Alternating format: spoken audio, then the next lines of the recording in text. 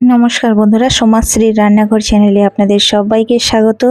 আর নতুন নতুন রেসিপি ভিডিওগুলো দেখতে প্লিজ চ্যানেলটিকে সাবস্ক্রাইব করে পাশে থাকা বেল আইকনে প্রেস করে নোটিফিকেশন অল করে নিন।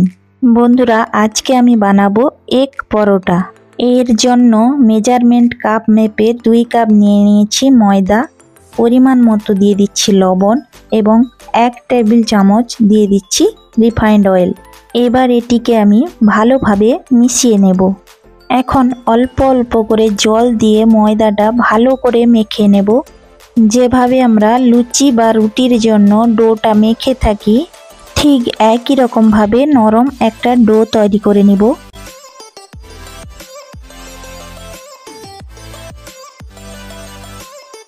এখন এই ডোয়ের ওপর সামান্য রিফাইন্ড অয়েল দিয়ে ভালো করে মাখিয়ে ঢাকা চাপা দিয়ে রেখে দেব, যাতে করে ডোটা আরও সফট হয়। কিছুক্ষণ পর ঢাকনা খুলে এর থেকে অল্প একটু লেচি কেটে নেব।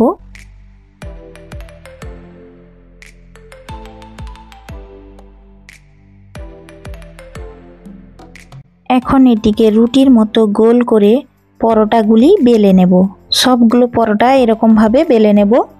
এখন এখানে একটা স্টিলের গোল বাটি নিয়েছি, এর ওপরে আমি পরোটাটা দিয়ে দেব। দিয়ে হালকা হাতে একটু প্রেস করে নিয়ে এর ওপর একটা ডিম ভেঙে দিয়ে দেব। আরেকটা বাটিতেও সেই একই রকমভাবে করে নিয়েছি। এবার এর মধ্যে দিয়ে দেব সামান্য পেঁয়াজ কুচি, টমেটো কুচি, কাঁচা লঙ্কা কুচি, ধনেপাতা কুচি, লবণ এবং সামান্য চিলি ফ্লেক্স এর ওপর এইভাবে ছড়িয়ে ছড়িয়ে দিয়ে দেব। দিয়ে এর ওপর আরেকটা পরোটা এইভাবে দিয়ে ঢাকা দিয়ে দেব।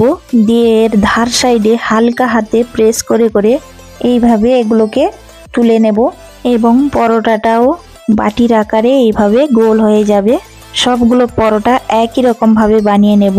এবার গ্যাসের চুলায় কড়াই বসিয়ে সামান্য রিফাইন্ড অয়েল দিয়ে পরোটা সমেত বাটিগুলো এইভাবে উল্টে দিয়ে এবার বাটিগুলো তুলে নেব এবং মিডিয়াম আঁচে এগুলোকে উল্টে পাল্টে ভালো করে ভেজে তুলে নিলেই তৈরি হয়ে গেল এগ পরোটা বা এগ স্ন্যাক্স রেসিপি।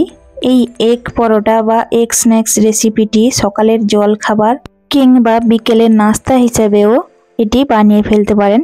তো বন্ধুরা, আজকের এই এগ পরোটা রেসিপিটি আপনাদের কেমন লেগেছে অবশ্যই কমেন্ট করে জানাবেন। দেখা হচ্ছে পরবর্তী ভিডিওতে। ততক্ষণ সকলে ভালো থাকবেন, সুস্থ থাকবেন। জয় হিন্দ, বন্দে মাতরম।